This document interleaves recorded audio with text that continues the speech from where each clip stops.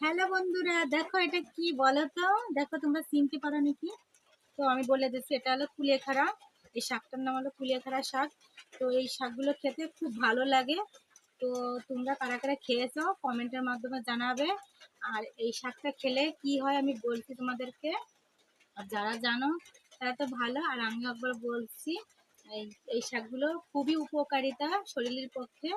তো রক্ত ভালো হয়। তো যাদের রক্ত মানে একটু খারাপ, তারা মানে সবাই খেতে পারবে, কিন্তু খাওয়াটা খুবই ভালো। রক্ত পরিষ্কার হয়। তো ওইগুলো আমি এখন তরকারি রান্না করব।